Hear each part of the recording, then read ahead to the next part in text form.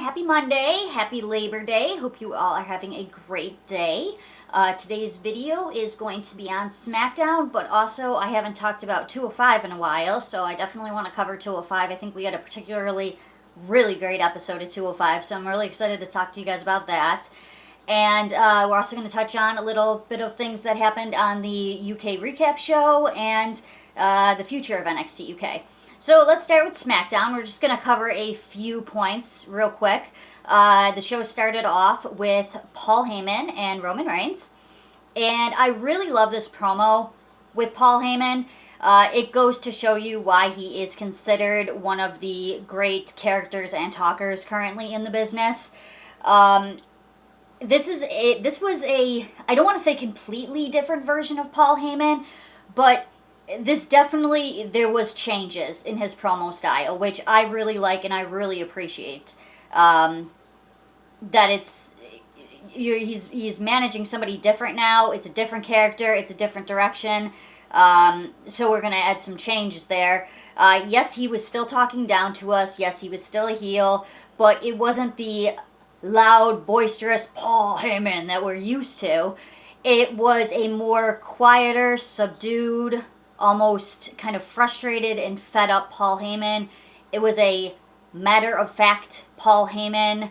And at first, I just wanted Paul to talk and do his thing. I think he did a great job. At first, I was thinking I would just leave it at that.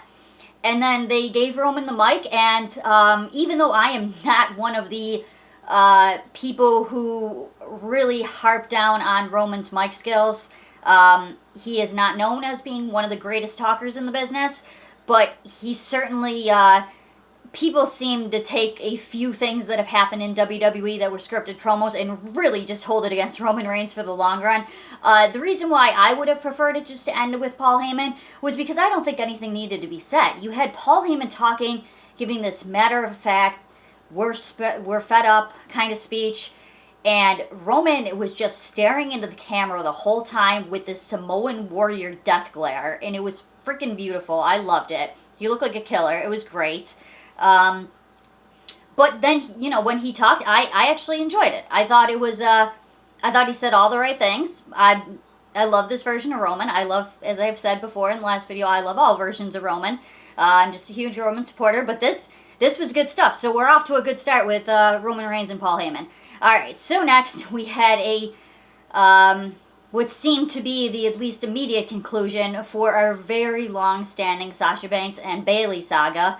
And when I say very long-standing, I am not saying anything negative about that. I enjoy a good old-fashioned slow-burn feud. I don't think they're done enough nowadays. I think we have this ADHD jump from one story to the next and abandon some stories sort of mentality nowadays, and I get that it's just that the times have changed, but back in the good old days, you would have storylines and feuds and build-ups for months and months and months, and that's why when you finally get to that conclusion, and that's why what happened with Sasha and Bayley was so great, because when you finally get there, it's tremendous. You know, you shouldn't even have the people in long-standing feuds. Now they go out and they attack each other every week, and it's at contract signings and all that. And I'm going off on a tangent that I definitely didn't intend to, but there's something to be said when they don't even touch for months, and then finally that clash, and it's you get that big payoff. And I don't know, I prefer that type of storytelling, but that's what we got here. I could do a whole video probably on this alone, the Sasha Bayley rematch that ended up not going their way and definitely not going Sasha's way. I just want to talk about the match itself, though. I think the story at the end was the big part, the big conversation, but the match itself was tremendous. I mean, which is, again, not shocking considering who was involved. I mean, Sasha and Bayley, my two favorites, two of the best female wrestlers in the entire world. Shayna Baszler, freaking fantastic. Thrown together with Nia Jax in there, so they're makeshift tag team, and they actually get along quite well in the match, and are working out quite well as a tag team. And obviously, got the better of Sasha and Bayley there. Sasha fought her butt off in this match. I think the match itself was great. As far as the aftermath, as far as all the talk now, what's going to happen next, I would prefer, because I could say a lot, and I would prefer to either A, do that in a separate video, just make a video for that, or B, just let this one play out, because there is a lot of talk, and I'm not one to circulate further rumors on things. Until what's done is done, I figure let's just leave Sleeping Dogs Lie, unless you guys want a video on purely my opinions on it, because people put stuff out there like it's fact. You have to be careful what you read online. Just because you read it online doesn't mean it's true. I don't want to go off too much on a tangent on that, but yeah, so let me know what you guys think in the comment section of all of that. Let me know, do you want a separate video on my opinion of all that? Where do you know, I shouldn't even say where you think it's going to go, because that just further circulates more rumors. But what did you think of how it was executed? What did you think of the match? All of that stuff. Alright, so we closed out the night with Jey Uso winning the #1 contenders match to face Roman Reigns at Clash of Champions. Oh my gosh, what do we have here? Oh dear, no way. It looks like it's Roman versus Jey. I'm excited. I don't know. I think there's a lot of different ways this one could go. So, yeah, I don't know. I think it'll be a good match. I think it'll be exciting. Can't wait to see what happens there. Alright, so then let's go to 205, because I love 205 in general. It is a tremendously underrated show with tremendously underrated talent. It has been pretty much since its inception, but even more so lately. They're really building up that roster real good. Daivari just recently came back, and Daivari's been somebody who I've always been fond of and always talked very highly of. I think he is a cornerstone of the 205 brand. He is a guy who, you might not like him, but he goes out there and he tries his butt off every time he goes to the ring. You can see it in his mannerisms and his action when there was fans, in his play to the crowd. He's just a guy who really just goes out there and he just never he never half-asses it. He's always puts on 100% into the matches, and you know what? I respect that. Him versus Tahiti Miles. I was excited just when I seen that this was on the card for the night. I love Tahiti Miles. I think he's fantastic. You would be very hard-pressed to come out to the ring wearing a fanny pack and get me not to like you, because I love fanny packs. I think the fanny pack is on the rise. The fanny pack is making a comeback. It is a beautiful accessory. It is a very useful... I'm going off on a lot of tangents here. I love fanny packs so much. Okay, so Tahuti rocking the freaking fanny pack, looking amazing, like he always does, looking so fly. First, Daivari picked up that win. But great match. Love both these guys. Super excited for this. Mansoor versus Colby Corino. And speaking of things I'm totally excited about, it was nice to see Colby Corino. Steve Corino's son, for those of you who don't know.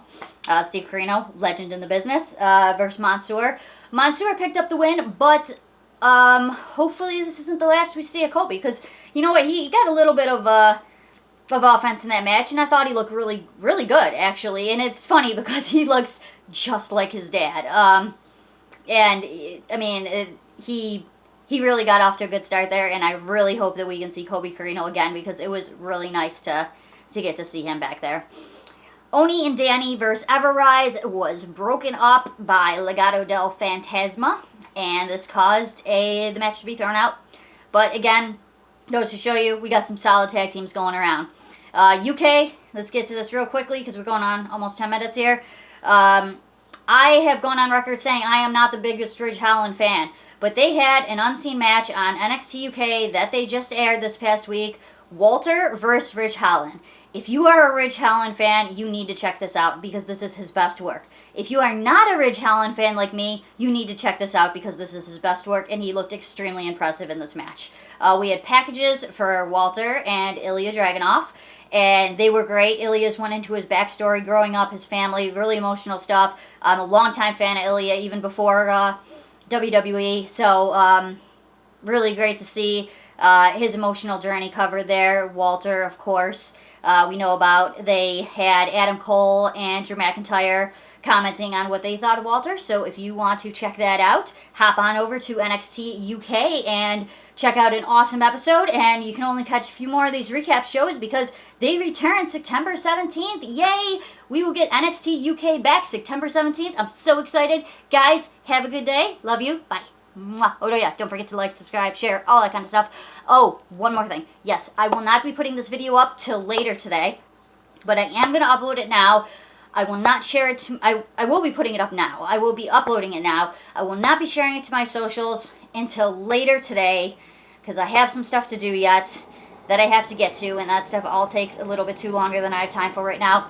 But if you subscribe and you click the notification button, you will get access to this video first before I am able to give it out to the world. So please like, subscribe, and don't forget to hit that notification button. Like, subscribe, share. Love you. Bye. Mwah.